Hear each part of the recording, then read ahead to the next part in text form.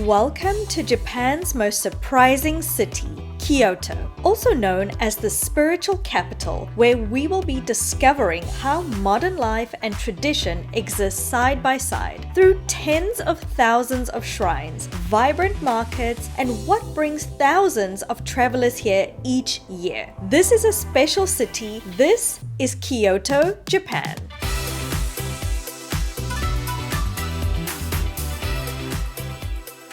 Good morning from a busy Tokyo station. Honestly, we should be used to this by now because we've been in this station before when we had to take the Hayabusa train to Hokkaido. This station is absolutely chaotic because there is a massive line for the kiosk and the tellers because everybody is now lining up to get their shinkansen ticket. And it is seriously intimidating. There seems to be a lot of confusion and lots of people don't really know how to use the machines to get their tickets by themselves, so they have to do it manually. And lucky for us, we don't have to do that because we booked our tickets on Klook, which I'll tell you more about later. And we actually have a barcode on our phone that we can use to just tap and scan and go directly through the gates. We don't actually need a physical ticket this time, which is quite interesting because last time we did. I am so excited to finally see more of the cultural side of Japan. We've been in busy cities. Now we get to see more, do more, eat more. So let's go to Kyoto. I just don't think I will ever get used to this. I mean, this is just crazy. There's so many people waiting around here, and there is the kiosks over there, and then there is this massive line. This is just to buy tickets on the day, and yet there's still people who are trying to buy tickets. It's chaos. Look on this side, how many people are trying to go through the gate. Absolutely mayhem. Luckily, we just booked our tickets online, so we have a QR code. We can just go straight through. We don't need to go to the machines and we don't need to stand in the line. So we're going to head through now, maybe get a coffee before we get on the train, because you need one of those. And then we're going on the Shinkansen.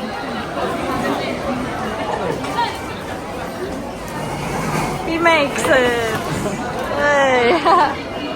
Okay. Okay, we are 343 at 11:09, so that's platform 19. Platform 19, here we go. Well, the QR code worked really well. We just went, scanned our ticket and put our metro ticket in as well. And then I got this ticket. It shows me my seat number, the price, which train and which car. Okay, we have 9 minutes. We gotta go.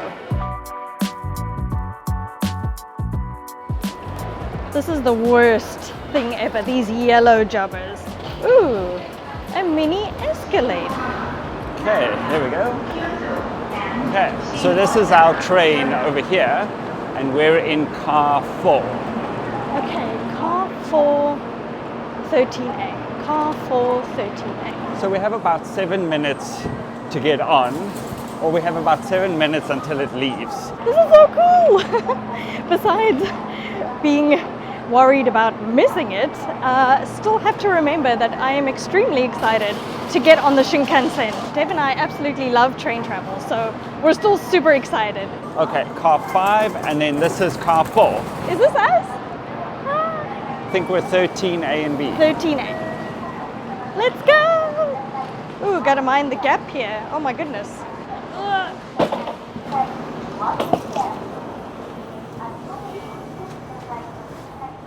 Quite empty for now. This is us. And it's blue.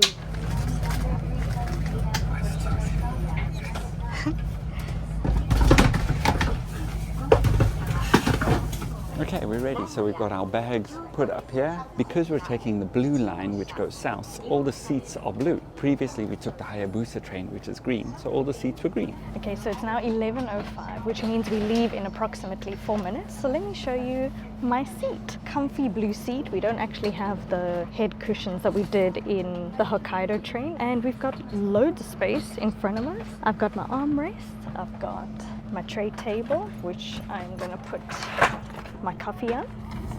Which we did get, by the way. Which we did get a coffee, but we were too in a bit of a humble jumble to film it. And then we've got some nice space here for all our important documents. And then we've got a little bit of space for our backpacks. Good window, not as big as the Hayabusa train one, but it's still great. We get to enjoy the view, put my coffee here and enjoy the ride. So we're gonna leave at 11:09. So let's see if it's on time. I can hear the jingle.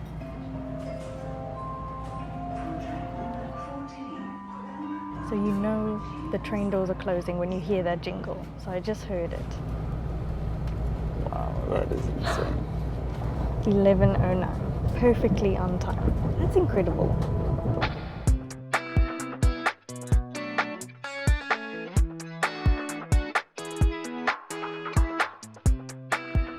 We've actually been on this exact train route before, probably not this exact train because there are so many, but we've taken the train previously when we were here in Japan from Tokyo to Osaka, but now we're going to Kyoto and it stops at a few stations along the way. I think it goes past Shinagawa, Yokohama, Osaka, Nagoya and Kyoto. It's about a 2-hour journey that we're about to embark on, and as you can see, I've now sat in a random seat. I'm all the way at the back of our car just so I can be a little bit more quiet and considerate to the other guests, because here on the train in Japan you need to keep very quiet. You can see all around me there is no one else, so I'm making sure that I'm quiet and respectful to everybody else. But I'm really surprised nobody is on this train. This is the main southern line from Tokyo, the biggest city, all the way down to Osaka, Kyoto, really popular destinations and big cities as well, but no one is here. Okay, I see we're stopping at our first stop, which is Shinagawa already, and it took us a total of 6 minutes to get to our first stop. That's how quick we're going. But this gives you an idea of what the train layout is like. There are 3 seats on this side and then 2 on this side. And I've just seen there's this lever that you can pull up, and then your chair declines all the way down here, which is pretty far, much further than an aeroplane seat would. That actually makes a really comfortable ride if you needed to have a nap or a rest on the way. But I'm gonna go back to our seat because I think some more people are about to arrive onto the train. But you can see there's some luggage compartments up here and down at the bottom if you've got bigger luggage.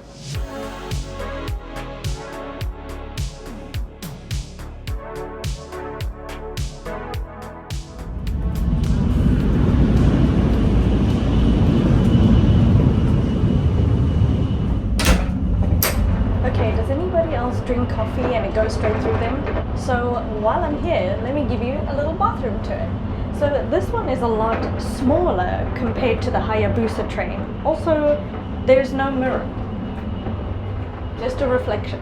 Toilet, sink, let's see if it works. We've got quite a small space here. There's not much moving around. And then we've got all the fun contraptions, all the sprays. This one doesn't play any music, which is quite sad. You can call for help if you need, and then you close the toilet before you flush. We've got a seat cleaner and we've got a trash can. We even have a baby changer. So when you're doing your business, you pop the little guy in. Obviously, this is a train in Japan, so it will be spotless and sparkling clean. As you can see, still approval from me. Even though there's no mirror inside the actual bathroom, there is one just outside. So you've got an extra sink, you've got some very appealing lights, and you've got a mirror. So, still cool. There's also a joint one and a baby changer in here. Then there's a women's stall and male stall. And then over here is where you can keep your oversized luggage.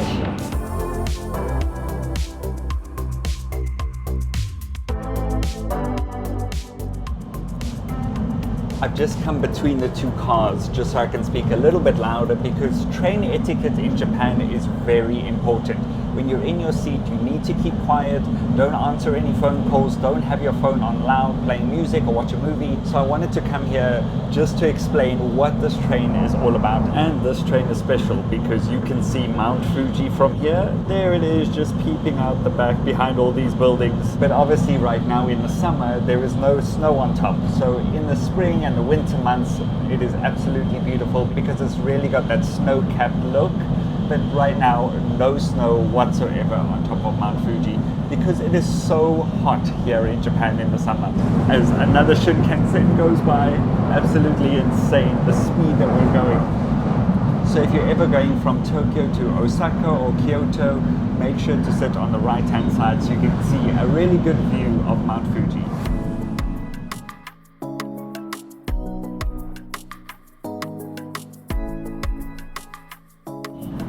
I just cannot believe the speed that we are going. Watching all the buildings, the trees, the mountains rush by us, and we've been lucky enough to go on a few high-speed trains before, and every single time it blows me away. It never gets old, and in fact this train specifically can go up to 300 kilometers an hour. That's faster than a commercial jet is going at takeoff. And we're on the ground. To put that into perspective, if we had to drive from Tokyo to Kyoto, it would take us between 6 and 7 hours. We're only going to take 2 hours. I mean, look at all of the rice plantations and all the buildings going by. So right behind that cloud is Mount Fuji at the moment. So Mount Fuji's just hiding, I think.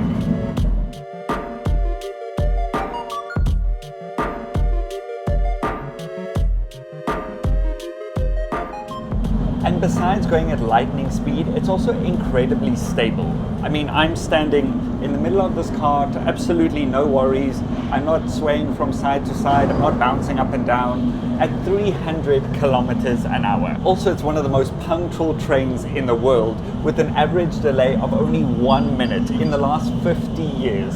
So if you're ever taking this train, make sure you're on time or you're going to miss it. But in fact, this isn't the fastest shinkansen here in Japan. That would be the Hayabusa train, which is the North Line going to Hokkaido, which we actually took in the previous video. It is this beautiful green, super long nose, super sleek looking train, and that one goes up to 320 kilometers an hour. And this Nozomi Shinkansen is actually inspired by the kingfisher, and the Hayabusa is inspired by the Hayabusa bird for its speed.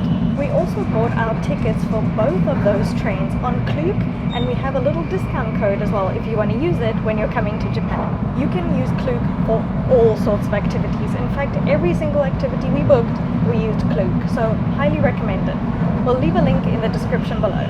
And we're about an hour into the journey already, so we're halfway. We are just flying. It's like we're teleporting through Japan. It's incredible.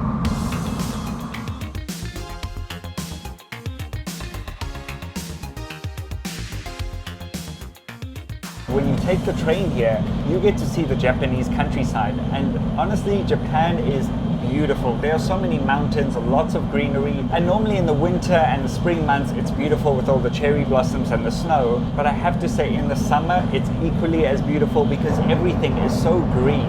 Because it's so hot and humid, everything is just popping with this beautiful green color.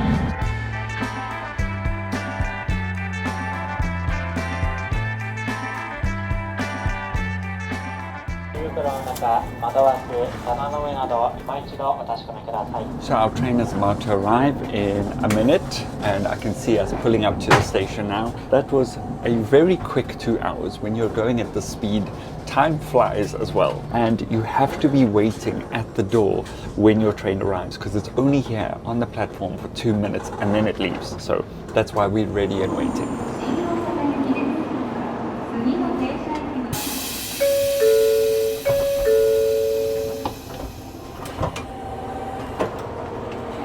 We made it to Kyoto! That was the smoothest, quickest 2 hours I've ever had. That was the most enjoyable train journey. And it is boiling hot in Kyoto. It was super cool in the train, but now I feel like my skin is on fire.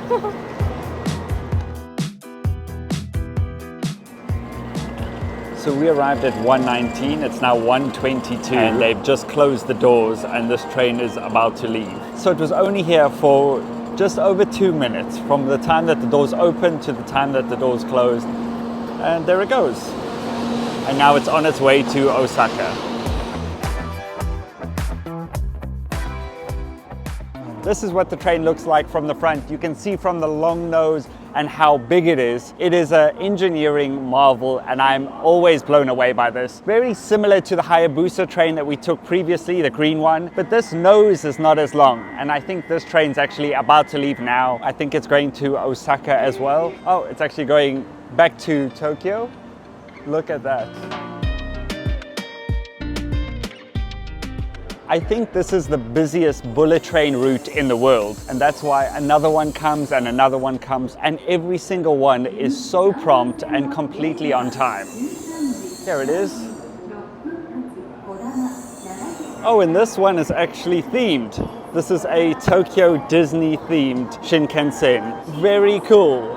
some of the shinkansens are themed. They have different color schemes and they're different on the inside as well. We're going to take one in the future, so make sure you subscribe so you don't miss that one. This is just amazing to be here in Japan and being on these platforms. I could honestly watch these trains go up and down all day long. Look how sleek and aerodynamic it is. And now this one's leaving as well. It's literally on the platform for a minute or two. So you can see one is arriving on this side, and then this one leaves.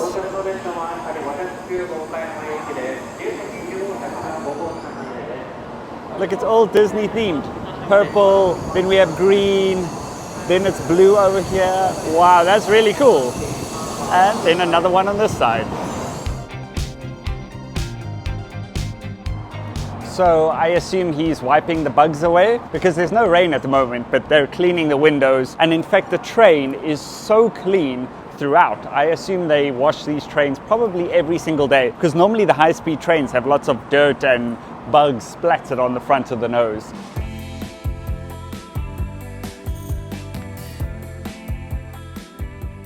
As we're just watching all the trains go by, I think this one's about to close its doors and leave.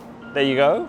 And they always play the little jingle. I love it. But we're standing on this platform. It is boiling hot. And I just looked at the temperature. I'm not sure if you can see because my phone is actually dimmed. It's so hot. It says it is 37 degrees Celsius. As everyone is now sitting in this train with lovely aircon, we are boiling. There he goes. Oh, missed it too quick. It's too quick. I think we need to get off this platform because we've watched about 10 trains go by. Let's go find our hotel and let's go explore the city. 37.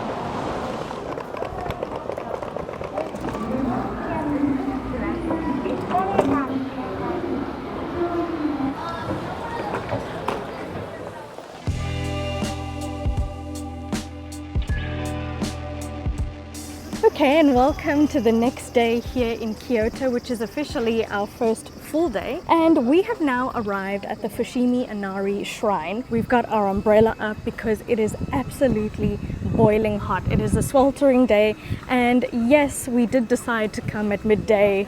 Our mistake, because we didn't want to get up early. We were so tired from our train ride yesterday. But now that we're here, we're going to go and explore, tell you more about what Fushimi Inari Shrine is really about, just like everybody else, because they've also arrived at the same time as we have. So I guess it's going to be busy, but I think it's going to be fun.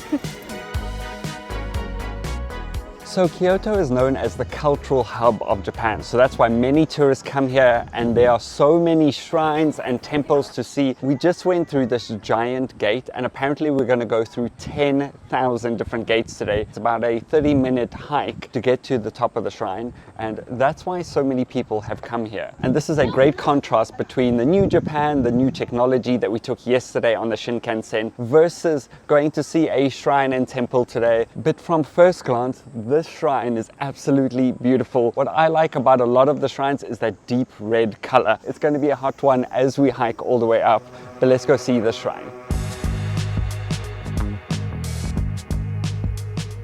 And look at what I've just spotted over here. They actually have fresh water running out of thin little bamboo sticks, and you can just wash your hands. Oh, and the water's super cool as well. It's always good to wash your hands before you're entering the shrine. On a very hot day, that is very much needed. How cool is this?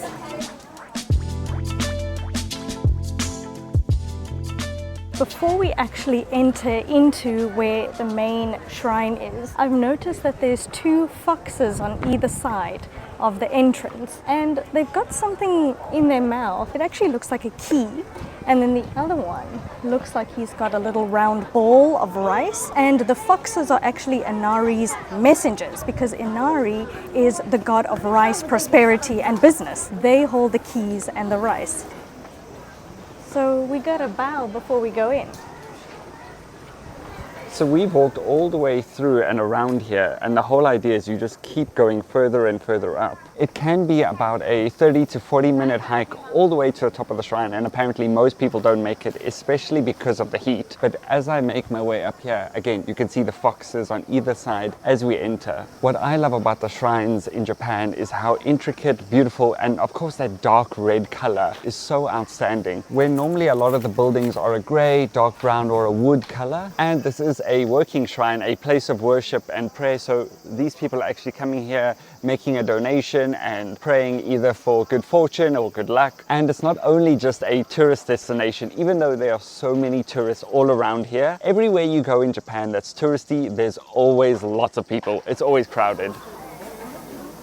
So right here we actually found these little planks, and they actually have some written Japanese script on it. And basically you can pay some money and pick one, and then it has a wish. So there's different types of wishes that you have, like safety for one's family, company fortunes, health, if you want to be safe in traffic, if you want to recover from an illness, or you just want to have a safe trip. It's really cool because you can donate, put some money in this box, and then you can make a wish. And I saw that you can actually also write your name on it, which is pretty cool. So then your wish will come true.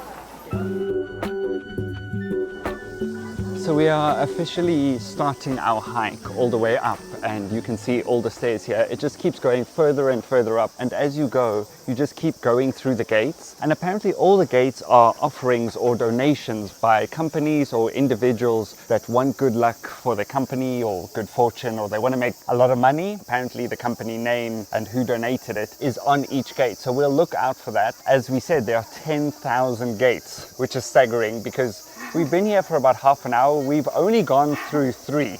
Yeah. So we've got 9,997 to go. Or technically, maybe we haven't even started those gates yet. So Yes. we've gone through like the main Torii gates, and we're already out of breath. We're already sweating. It is so hot 3 gates today. in. So here I can see it's written obviously in Japanese script, but this is whoever donated this gate in particular. And obviously this one's really big and absolutely beautiful. And there I can see another one, and as you just keep going, I assume they're going to be all the way up the mountain.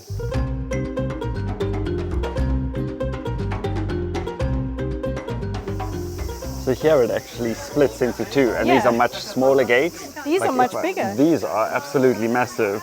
But if we turn around, look how small these are. Just at head height, I would say. Maybe these are 7 feet tall. They're that tall. Yeah. For reference. For reference, I'm not that tall, so.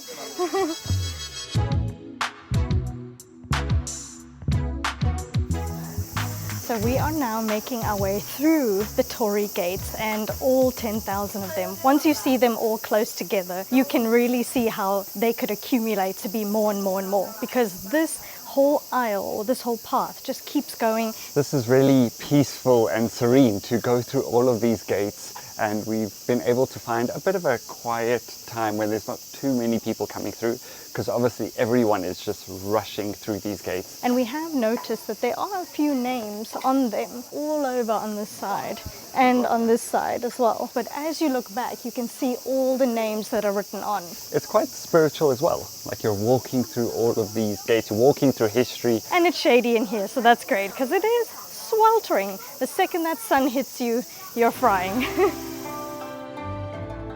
We've actually got it all to ourselves. This is just a little bit higher up on the trail, and we were told at the bottom that the further you go up and up and up, the less people you'll see. That is very true. It just keeps going and going and going. So further up you go, fewer and fewer people there are. As people get tired as you start hiking all the way up. Yeah, it's also super hot, so I don't blame them. But even though we've been through a couple hundred gates at this point, it's still really special. And obviously you're surrounded by the jungle here. So it's really quiet, it's peaceful. It's not exactly quiet. We're hearing all of those, what are those called? The cicadas, yes. Yeah, they're so loud. They're buzzing and buzzing, but that's all we can hear, which is nice.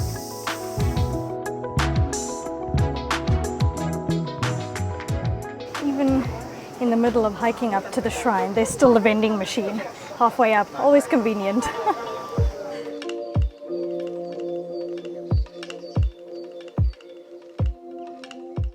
Excuse me while I've just put water all over my face. Because it's so hot, we've come to a viewpoint. We're about half our way up the mountain. But already from here, you can see how beautiful the view is. We've actually climbed really high, and you can see obviously there's city below, mountain in the background, and then here in the foreground is all jungle, greenery. You can hear the cicadas. Not as many high-rise skyscrapers as Tokyo. You can clearly see the difference.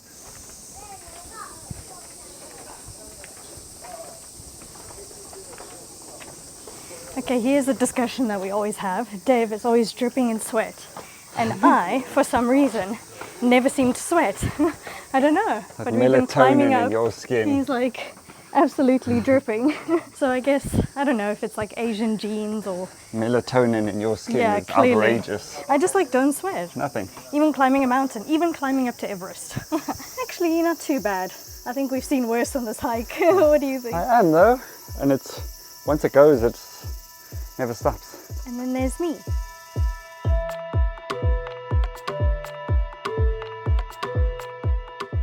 So we are climbing up these stairs, and lots of people say that they thought they wanted to connect with the Kyoto culture, but they almost connected with the afterlife instead after these stairs.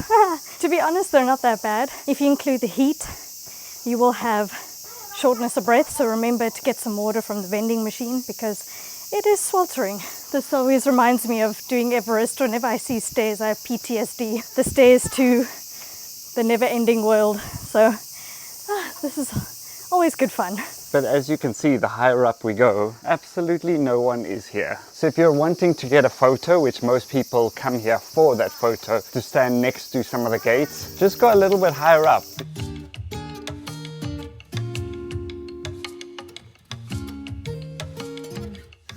We're really hot, humid, sticky. All along the way we've been seeing these little shrines and all the foxes. They've actually got like a little bib tied around them, which is super cute. But number one, everybody is at the bottom, nobody is at the top. So just as a warning, if you are coming here, just make sure you're prepared. You've got some nice shoes on, you've got some water. Just enjoy it, take it slow, even though it's hot and sticky.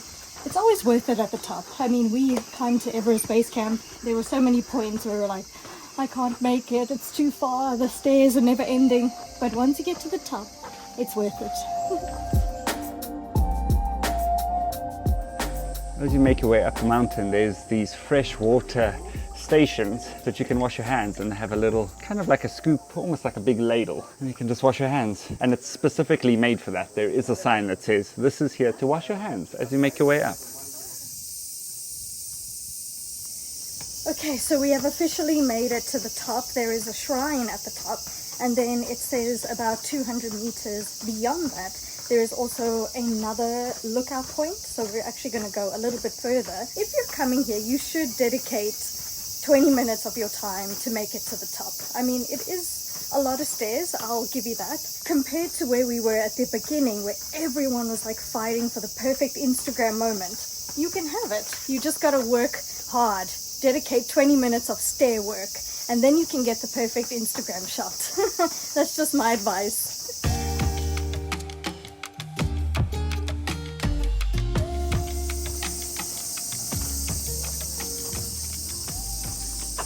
Is this the top? This is the top, if you're wondering. It's actually amazing because you've got it all just made up in the rock, and there you can see the foxes made out of stone. And now I can work out why there are 10,000 gates, because they are everywhere and really impressive. They're also dedications from people, so they're very, very sacred, so you should not touch them. Just an FYI. Okay, so we've now taken a short little train ride to Nishiki Market, and we got down from the shrine. It was absolutely boiling hot, so we thought we needed to come to a cooler place and we needed to have some food, because after doing that little hike we have seriously worked up an appetite. So Nishiki Market is actually one of the most popular markets here in Kyoto. There's lots of street food, there's drinks, and it's a whole little street where you can just go up and down. They've got fresh seafood. I think this is actually it. This is it. Is this it? Luckily it's covered because it's still boiling hot, and it's now 4:30, and apparently it closes at 6. So we've got an hour and a half. It pretty much goes all the way down, and it's just food paradise.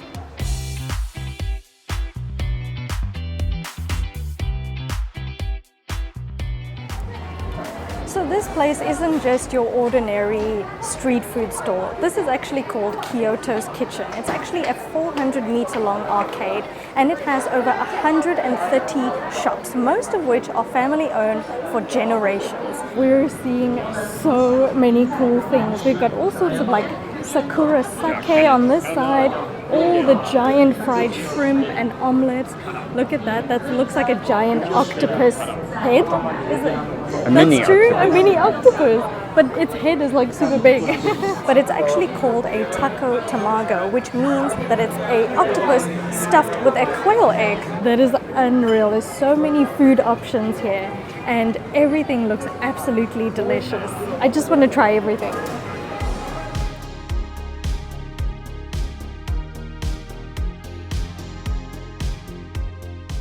What do we have over here? Loads and loads of crab. You can actually see the crab imitation in there.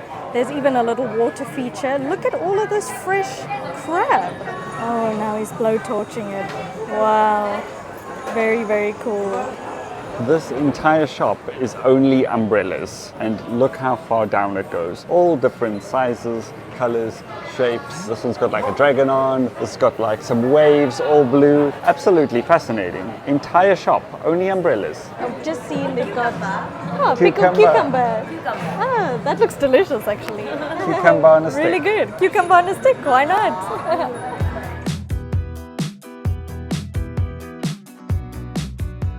We've actually seen everything from fresh tuna to octopus to crab to prawns to oysters. This is probably some of the best seafood and freshest seafood you'll ever find.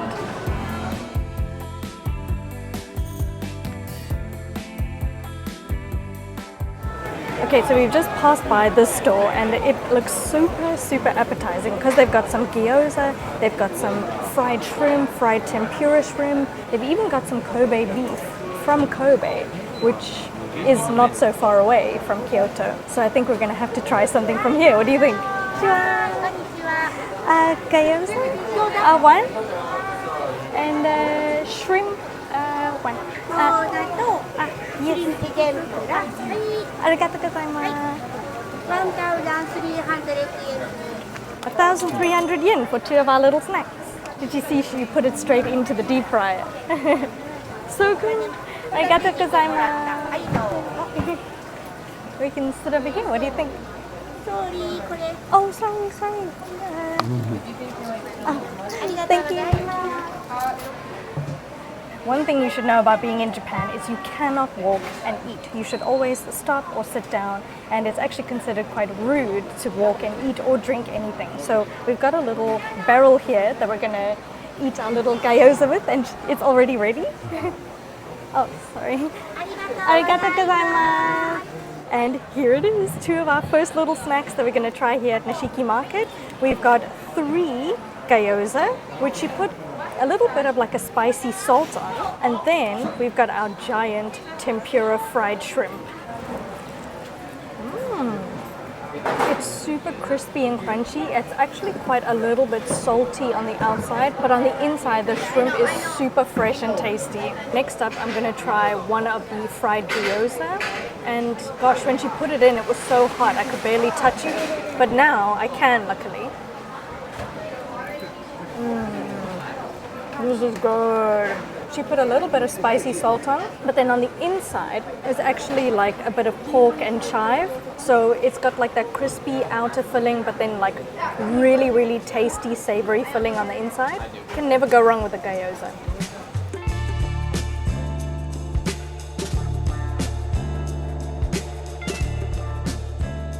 This is actually our second visit to Japan, and we haven't tried any sake. And I just saw that there was a shop selling them by the glass, and it was like 100 yen each. Should we try some? Have to. Okay, I think it's over here. Savor your first sake. That's true. So it says, yeah, Japanese sake 100 yen. I said one shot only for 100.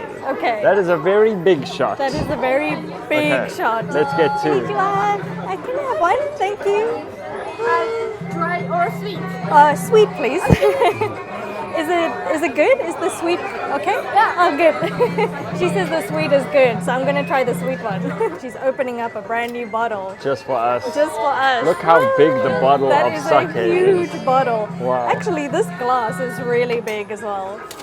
And she's dear. pouring one for me. Arigato gozaimasu. Thank you. Thank you. Okay, so I'm going inside. She was so excited to pour that sake for me that it actually overflowed in here. There's like half a shot in here as well. Okay, this is like a really, really big glass. I'm so nervous. But it smells divine, so I'm gonna go for it. We got a sweet sake. So yeah, it's a sweet sake, and I'm not gonna shoot the whole thing. especially after our hike I this know, morning. we hiked, we were in the sun, like, that is just madness.